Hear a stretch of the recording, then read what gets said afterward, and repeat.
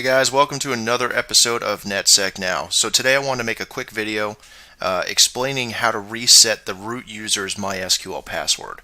We went over this briefly when we were doing the video of setting up and configuring DVWA for our continued effort here on the web pen test series that we're doing. So I encourage people to go out online and take a look around, and you know what, I actually went out online, I took a look around, and there's not a whole lot of helpful direct information. A lot of the things can be confusing, so I decided that it would be a good idea to make a video and show you how to actually do it step by step. So when you were installing Kali Linux, like we said in the last video, you probably went ahead and just typed in some craziness for the root MySQL password, or you left it blank or something, and now you can't remember it when you're actually going to use DVWA, which is important because that's part of the information that you have to put into the configuration file to make everything play nice together. So I figured I'm going to just go ahead and show you step by step here.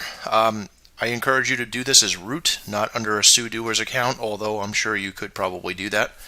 So I'm logged into my regular user account here that is part of the sudoers group, but I'm really just going to open up a command prompt, and unfortunately guys, this all has to be done via a command prompt or a terminal. That being said, open up your terminal and just do the su command over to the user root, enter in your password. Oops, I screwed up my password. There we go. Okay, I'm just going to go ahead and cd to root directory and clear this all out to clean things up. Alright, so the very first thing you have to do here is to make sure you stop any and all MySQL database processes. So if you're not sure if one's running, again, you can just do the service command, MySQL, and then the status command, and you can see that I actually have it running right now.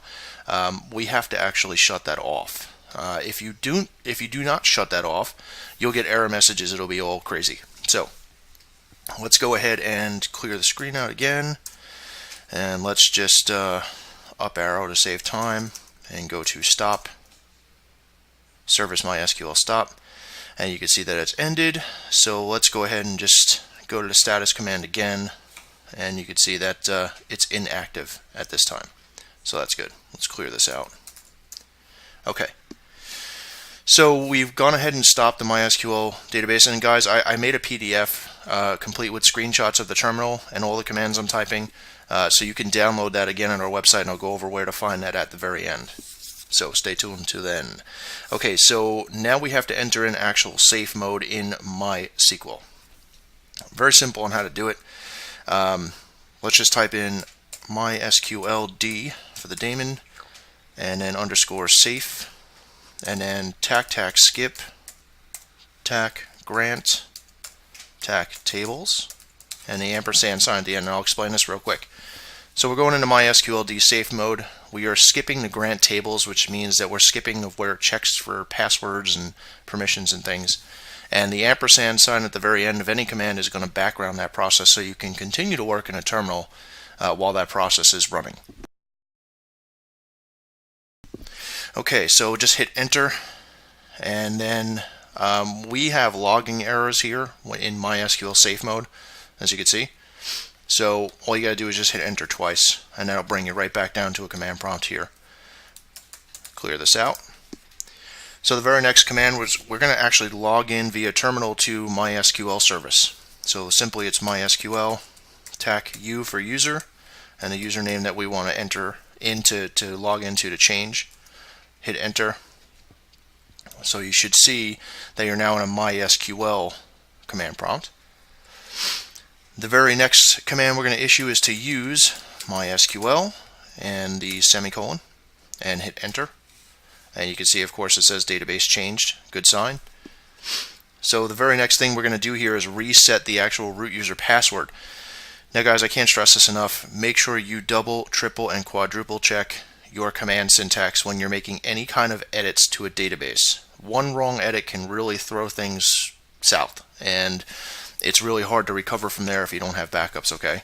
So one, you should always probably try to make a backup somehow.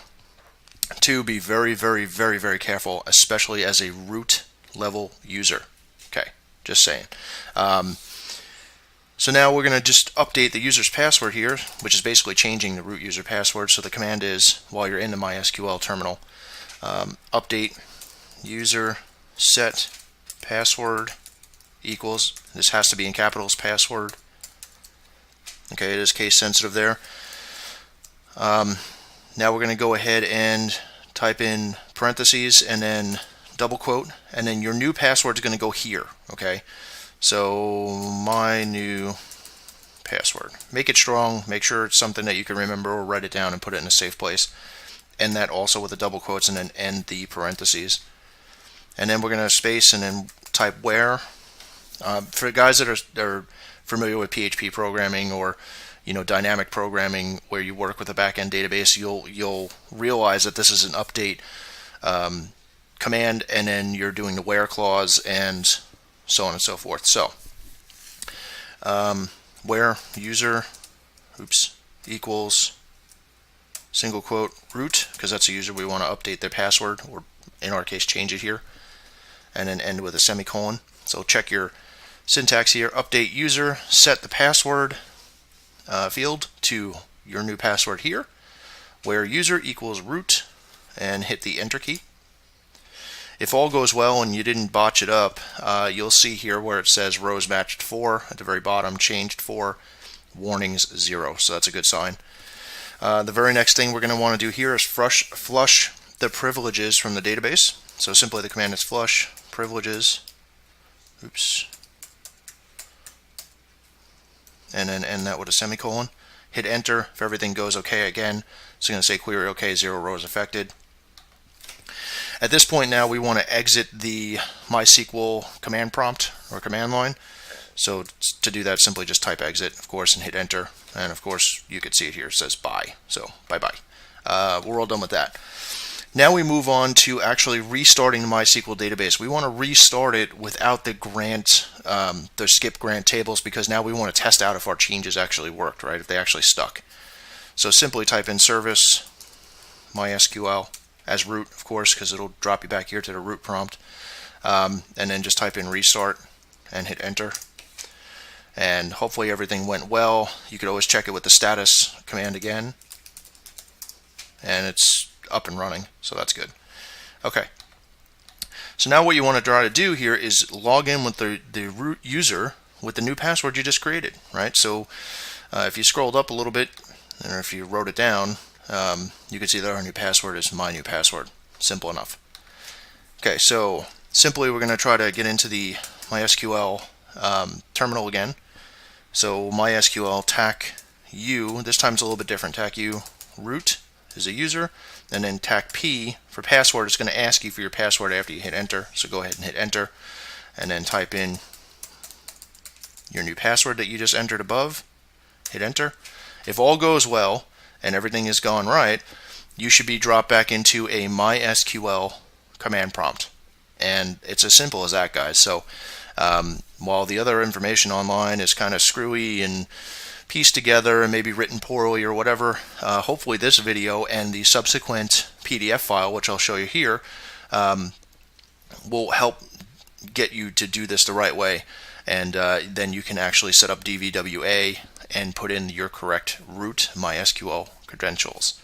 So anyway, if you browse out to our website, learnnetsec.blogspot.com, you'll see that we've got a tutorials part of the navigation up here. And if you hit tutorials there, you can scroll down and you can see where it says download here, of course. And then just click on that download, it'll bring you straight over to that. Okay, so that being said, guys, that's pretty much it. Again, thanks for watching the video. Like, subscribe, and share the video. Check me out on Twitter. All the links will be down below in the description. And that's it. I'll see you in the next one. We're going to do some CSRF cross-site scripting forgery requests, and we'll get involved with that. All right, so thanks, guys. See you soon.